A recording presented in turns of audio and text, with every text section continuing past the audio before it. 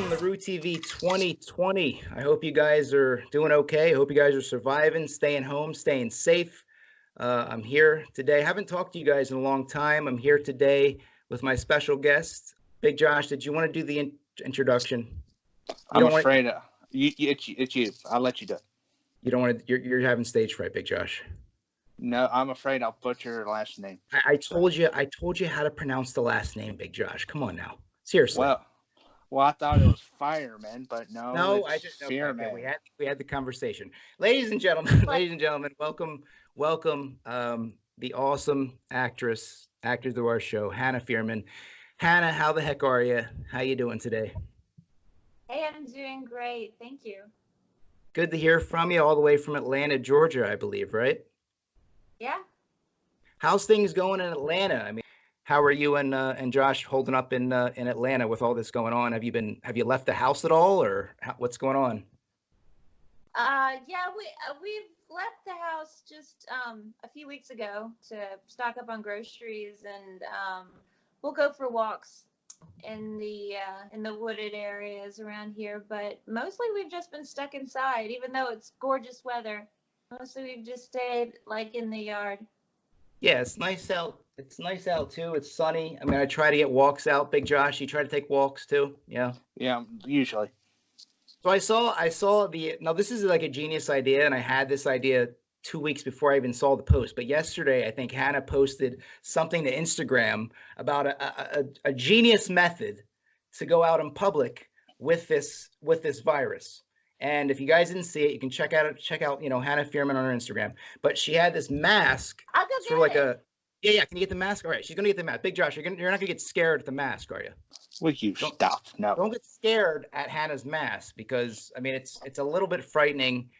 But I mean, like, to me, it's not frightening. Eddie, don't show Eddie the mask. Okay, there you go. Okay, so basically, Hannah's idea was to, when she goes in public, if she has to, I mean, we only go in necessarily when we go in public, but if she wears that, I mean, she's going to be free of the coronavirus, the COVID-19. That's a genius idea. Hannah, can you explain where that mask came from? Is it just something you had for a while, or? Yeah, it's actually, my husband gets masks whenever we take holidays. And we went to New Orleans for a wedding, and we bought this mask, and it's a plague mask, a mid-14th century style plague mask.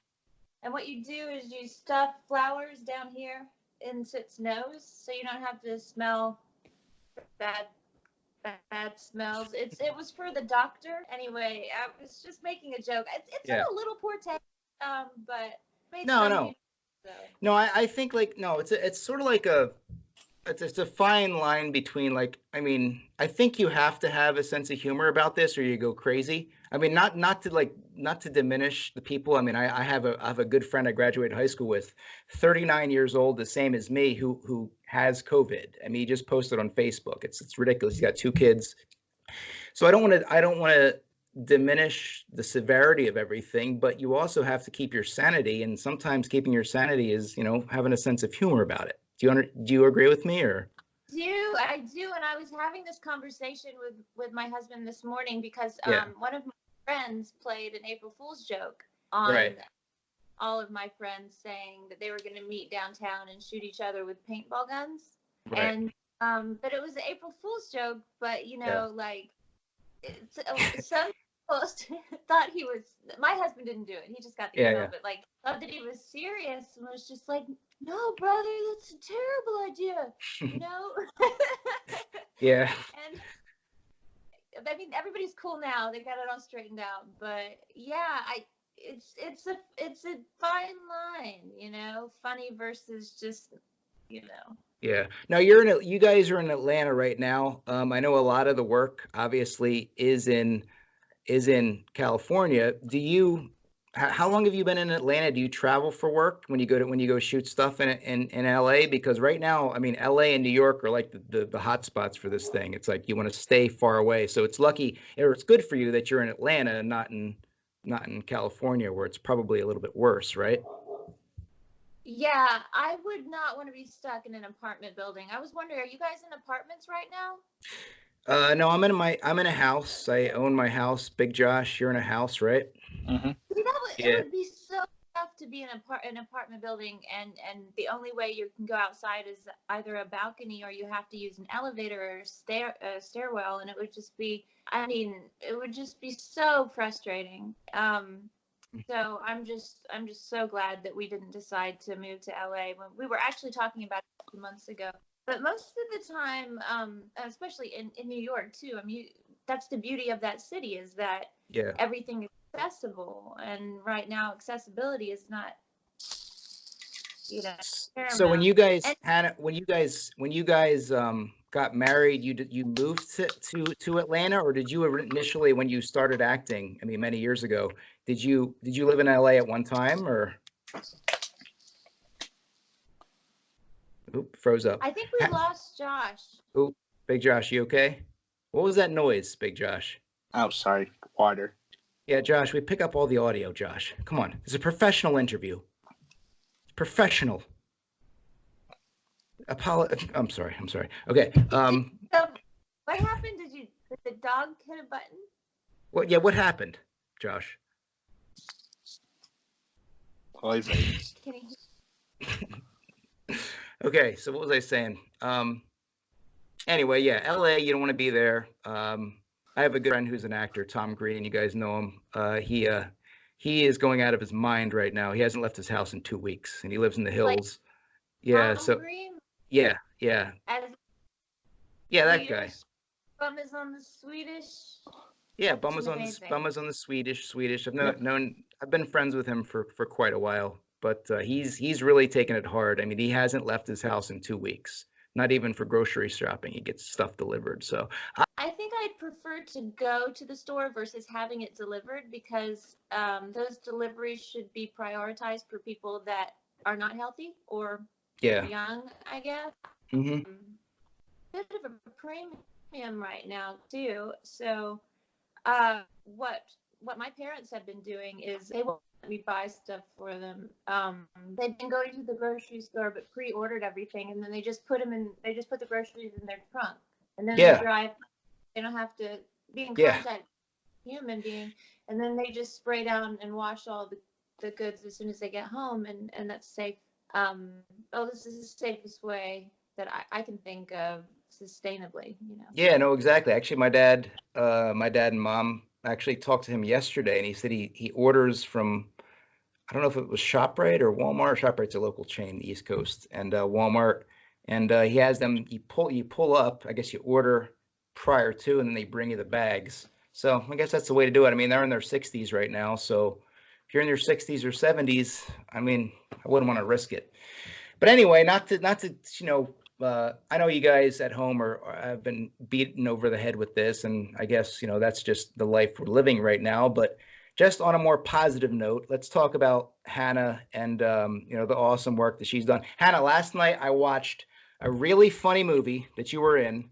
It was called Good Grief Suicide Hotline, and it was I guess it was right up my alley because I don't know if you've checked. If not, then I do a lot of sort of like dark humor on my YouTube channel and stuff like that, sort of like niche stuff. And that was like a super dark comedy movie. I really enjoyed it. Your character, um, she didn't have too many redeeming qualities. I think Lizzie or something. I think her name was Lizzie. Or yeah.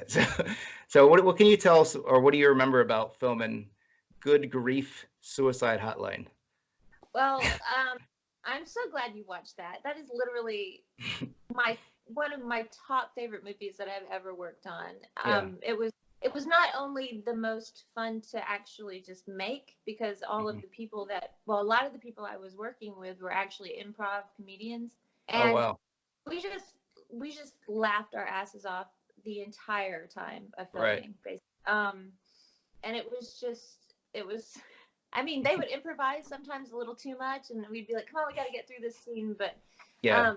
I think I was one of the very few just regular actors on that film, not a stand up or a sketch comedy or improv actor. And Yeah, I loved it. I like to describe that character that I played as just like well, what I was going with when I did the character was just like a mischievous sort of pixie from hell. Okay, Basically that's like pretty kind accurate. Yeah. of motivation really, like it wasn't wrong for her. She was just doing her job. She was there to wreak havoc. And Right. the worse she was, in her mind, the better she was doing, I think. And oh man, that was so much fun. Yeah. So for movies like that, I'm always curious because I know for more similar style comedies, a lot of times, especially when you have improv actors, you have a set script, of course, and you have those. I mean, I know you stuck to your lines, but like, did the improv guys and girls that were working kind of wing it a little bit during? They were hilarious. Yeah, I mean, I improvised a tiny bit, but Oh, you did? nothing like Okay. they were reinventing the entire scenes. They were just like, these some of the actors are used to doing things just for a laugh. Right. So I remember at one point this one actor was just supposed to walk out of the building. Actually, it was George Fawnin. He was the tall, skinny guy. Yeah. Incredible improv actor here at Dad's Garage, and just I think he won an award. Actually, I think he won Best Supporting Actor for that movie, and I don't remember who gave it to him, but I know he Okay. won at least one award for it. Anyway, he would walk out. He was supposed to just walk out of this building and walk around the corner, and like he'd walk out and he would just skip around the corner and they'd be like, no, buddy, you gotta go back and just walk, and he'd come another silly walk, and it was just like, no, just walk, man, just regular walk. But it was that kind of stuff that kept it so much fun too. So yeah. Yeah, no. For those of you who didn't watch it at home, I definitely recommend checking it out. It's on Amazon Prime right now. It's the format of it's basically a group of guys and girls who work in a suicide hotline office, and just hilarity. If you like that kind of humor, I do. If you like that, ensues. It's almost like a warped version of The Office, but mixed in with some, craziness. But anyway, speaking of Hannah's movies, before we get to, well, I had another question about another movie before we get to the one that Big Josh is going to ask you about. You worked with William Catt on oh God, what the heck was it called? Yeah. Yeah. Yeah. Now, while I'm watching this movie, he had a beautiful flowing gray mane of hair during that movie. Clearly that wasn't his real hair, right? No, it was his real hair. Really? I didn't know that. Yeah, it was his real hair. He had to tie it up when he was playing the flashback role. I think they added some dark temporary color to her hair, to his hair, and put a cap on him. But no, that was his choice. He wanted and I think it worked, because it kind of gave him that redneck. Yeah. I thought it was perfect. You guys. I thought he did a great job. I really, yeah. Yeah, for sure. I have a luchador mask. Do you think this would prevent me from the coronavirus? This luchador mask? Away from you. Those guys scare the shit out of me. Josh, are you scared by the luchador mask? No. All right. Well, what about the bird mask that Hannah has? Well, I'll be moving to Canada now. Bye. All right. So basically, Josh, I'm sorry, but we have to bring this up. I was a big fan of Hannah's work for a long time, but Josh really, my co-host, he doesn't really watch a lot of horror movies. He not really familiar with one of the movies that Hannah became, very notable for. Josh, I told you last night to watch VHS. Mm-hmm. Can you give us your reaction to VHS live on the internet on Root TV 2020 right now? I haven't heard your reaction yet. We want to hear your reaction to VHS. Myself and Hannah, go. Just give me a review. Go. Well, the part Lily's in the bar and says, "I like you." I mean, wow. That part, it's very dark, very like creepy-ish type of movie. And my question is, Hannah, was Lily a bat character, like a bat creature, or a succubus? A what? Wait, what was the word? A That's succubus? that's a really good question. She was a succubus that was based off of a bat image. Oh, So damn.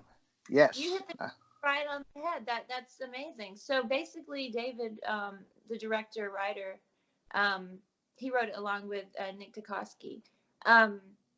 He when we before we started shooting, he was just like, so what do you think of this picture? And he emailed me this picture of this adorable little white bat that, I mean, it was really cute, like Beauty and the Grotesque, like adorable. I guess it was albino bat that had all these ruffles right here that I guess they were used for communication as sort of sonar or whatever. Right. And they were like, we're thinking about designing your character around this image, and I was just like, oh, that's perfect, because it's kind of adorable and it's also kind of terrifying and definitely otherworldly, and but she was also based off of the succubus, which is, you said, Ryan, you said you didn't know what a succubus was? Yeah, what is a succubus? Okay, well, it's a mythical creature that it has lots of different backgrounds, which some of them are really fascinating. Like one really random one that I found was, some people believed that a succubus was really the spirit of a man who was a rapist in life. And, interesting. Yeah, and so in the circle of hell that they're sent to, I guess it was Catholic, I don't really remember, it was a long time ago. Okay. The circle of hell sent to, they are forced to be succubi that have this impulse to have sex with men, but really the male rapist within them is forcing themselves to be raped over and over and over and over again. Oh, interesting. I know, right? That was the weirdest one. Well, first of all, I've been a fan of that movie for a long time, and very well done. In terms of like reality style shooting, it was so well done. A lot of times you get it, not to crap on reality style horror movies, but a lot of times they aren't shot as well as VHSs. I mean, you really lose yourself and kind of like suspend disbelief, and it feels like when you guys are in the back of the car and you're going to the to the wherever those dudes lit, it feels real, and that's really the goal of a realistic, reality driven horror short. And that was awesome. Now, Big Josh, there was one thing you texted me. And, yes. And what was the one thing that you texted me as you were watching? And it had something to do with a part of something that Lily did. Can you explain to me? Just say it. Say it in a nice way. We have children watching at home. Please don't use a curse word, Big Josh. No. Have children watching this? I don't know. Maybe, I don't know. You never know. It's the internet. Will you stop? Okay. The part where the creature rips off the poor guy's manhood. Okay, there. Oh. Okay. Yeah. That was. Joe Sykes was actually also in Good Grief Suicide Hotline with me. I don't know if you recognized him right in the beginning. Oh wow. He was okay, now that I'm thinking of it, yeah. Fantastic actor. And that really worked out really well. Like on the day it was funny, but on camera it's terrifying. Yeah. And I think that the testicles were made by one of the makeup artists, and it was like two plastic Easter eggs that they'd stuck in a condom, I think. Like, oh wow. Oh my God. This thing was like. Yeah. Yeah, that was really, really amazing practical effects and a little bit of CGI there. I could tell on certain aspects, but for sure, love that segment. Now, Big Josh, did you have any other questions for Hannah before I move on to the next? I just have to rate the movie. Oh, you're gonna give your official rating out of 10. Out of 10. I give it a 10 because it has like a certain mix, like a Blair Witch mystique, maybe. Yeah. That you didn't. You didn't. Found footage style. Found footage. Yeah. It's like a Blair Witch mystique that you didn't see coming. Mm-hmm. Yeah, for sure. So I give it a 10. I like it. You got me hooked. No, and you're not the only one, Big Josh. I mean, I go to a lot of horror conventions, and that character is a cult I mean, to me, from what I see, it's definitely revered as a cult classic, especially that short itself. Hannah, have you ever been to horror conventions, or not really your thing, or I'm not sure. Um, you know what? I think it's odd because so many people have told me that it's a big character at conventions, but Yeah. I've literally never been asked to go to one. Really? Yeah, some Whoa. people represent me now for conventions and things like that, but they've never sent me on anything, so I don't Hmm. know. Yeah, maybe I'll look more into that. But no, they're not really my thing. I don't really Yeah. I go to conventions on my own. I'm not Yeah. that a horror fan, to be honest. I, Yeah. I get very easily. I have a hard time watching my own movies sometimes. So speaking of that, I wanted to ask you, you have a couple diabolic characters, evil type characters. What do you enjoy more, playing more of the traditional, um, what's the word I'm looking for? Everyman, like Likable, the likable girl, or do you like playing the evil character? I like playing characters with that are multifaceted, and Yeah. um even though I had so much fun playing Lizzie, who is Mm. in Good Grief Suicide Hotline, who is not multifaceted, Yeah. really at all. But yeah, I think I enjoy playing the ones where like I don't believe that the succubus is necessarily the villain. I mean, she's certainly not. She's sympathetic. I think she's a little sympathetic almost, a little bit. Yeah, Yeah. I don't think she's the villain. She's not the good guy either. She's done some bad things. Yeah. Um, So yeah, I like to play those kind of either creatures or personalities. The conflicted maybe Hmm. is a better word for it. Yeah. Right. Um, and it doesn't. I think I like acting in comedies a little more than just horror, hardcore horror movies because Right.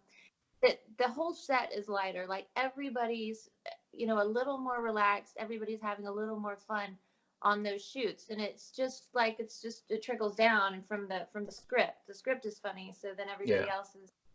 Well, I think after this is my opinion. I think after all this passes, and I don't know when it's going to pass, whether it be May, June, July, hopefully before that, I think there's going to be a new comedy renaissance because people are going to be so just beat down over this. They're going to want to laugh again. So I think there's going to be a lot of work and a lot of ideas and a lot of screenplays and comedy and goofy stuff and even dark comedy, like, similar to Good Grief. Um, when this is all done, because I think at the end of the day, people just want to laugh again. And I feel like over the past few years, we haven't done a lot. There's not many mainstream comedies anymore. There's not a lot of stuff to laugh at anymore. So hopefully that can turn around because I I totally agree with you. I've been feeling this absolutely. It's like the comedies that are going on right now. I mean, there's always some exceptions, but most of them are um, laugh at people hmm uh, yeah, with no real characters. You don't like any of the characters. You don't have a hero you want to follow. right. Although I've been watching District. No, what is it? Brooklyn Nine-Nine. Have you Okay. guys seen that? It I is haven't seen it, but Josh, you saw it. Hmm. Okay, I'll it's check it out. real to me. It's really good. But yeah, I'm looking forward to that boom in lighter content. I'm really sick of zombies and Yeah. vampires stuff. Yeah. After a while, it just kind of, how many can you possibly see? Enough, before it gets a little tiring. But no, no, Hannah, I did read that you were interested, or maybe you have already started, smarten me up, to doing a little writing and directing yourself. Oh So, yeah, yeah. I finished a segment of a horror anthology of my own. It's a comedy horror anthology, oh, and cool. along with a bunch of other different directors and writers who did their own segments. And mine is called Hell Evangelist, Okay. and it's the anthology is called is Dead by Midnight 2. Dead by Midnight 1 is not out yet, but I think they're actually going to distribute it as a package, so both movies together streaming. But I'm not really sure. But that was great. It was me and my husband wrote it together, Oh, and cool. and I directed it. And my producer, Sarah Samedi Michaels, she, I don't know if you've seen Saint Agatha, my movie. It's on Netflix. Yeah. She was the creator and producer of that movie. So she was my producer on my segment. And that was wonderful. That was very rewarding. And it was stressful, but it was like fun stressful. It's nice not to have to worry about the way you look, you know, and that kind of thing. It was an entirely different experience. And I learned a great deal from that. You know, you think you know everything after you've been an actor for 20 plus years, and then you actually direct yourself, and it's just like, oh, that's what they meant by, you know. Yeah. Yeah. Yeah, no, that's pretty cool that you and Josh are co-writing a script. Do you find that to be like, is it easier to co-write with someone, or have you ever done a solo screenplay? Yeah, I have. I've written a few. I've written one feature and one basic outline, but it turned into more of a series. But I think writing with him was a lot easier because I came up with more of the story. I came up with the and he wrote it. So I came up with, wrote it, then I read the outline. Okay. I had to adjust a few things, but he's a really talented screenplay writer, so it's really nice to have one of those on your team. Yeah. Yeah, for sure. Question, I think. For sure, absolutely. Are you finding yourself to being, you know, kind of like more creative in terms of like writing? Or are you just chilling out, watching movies? Like, what is your mindset during all this? Because that's really, I always want to get in the head of people in the entertainment business, because it's basically shut down right now. There's nothing going on. So how are you feeling right now? It's been, you know, it hasn't been very long since all this started, but I feel like it's been months. Yeah. You know, how I started out being, you know, not so frightened, and then, you know, absolutely freaking out, and now I'm kind of like, oh no, this is the new normal now. So adjust from the roller coaster, I guess. And so I had a feature that was pushed, and it's pushed indefinitely. Right. You know, they're still going to do like a table read in a couple of days via Zoom or Skype or whatever. Okay. And you know, so there's still people that are hopeful. Yeah, I've been making a whole bunch of sculptures. Like, I have a whole series of guys. You guys are at my work desk right now, but I've been making like little weird. Oh yeah. I think I saw. I think you took a picture for your Instagram. I did. That's what I've been doing, you know, because I can bake these at home. I don't need a kiln. Yeah. And I've been so bored. Look, I made some, like, do you guys remember member berries from South Park? Oh yeah. It looks like their heads. Yeah. Yeah, absolutely, for sure. Guys made a little puppet show. Like, we're not going completely insane. Yeah. Well, I think, like, I don't know. I'm just like observing different types of people, and I'm finding that creative.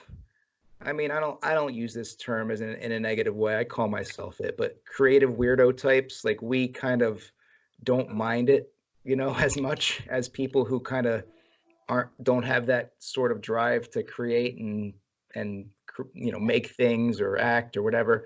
So I think we're having a little bit easier time with it as other people. It's just my opinion. Yeah, I think it's easier, especially since I don't have kids. Like, I know my friends with kids they're just like, they're not at school. I can't create anything. I'm losing my mind.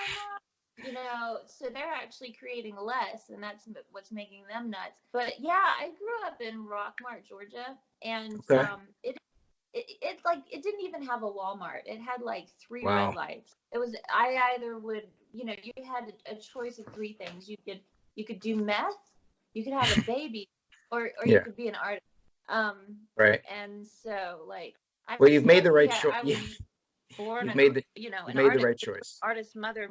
this is not to make light of this. I mean, but it's it's a beautiful thing to some people. But I'm going to say it right now. I have an ex-girlfriend who last year had triplets. Yes, triplet. Oh, Three baby girls at one time. Now my brother Justin and Kevin, they both have baby sons they had within the last year, and I can see how much work that is.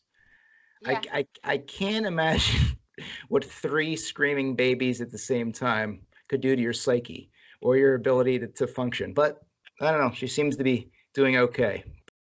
Eddie Mozart Hinkle. Hi, Eddie. How you doing, sir? Good to see you. Good to see you. Say hi to Hannah. There you go. Awesome.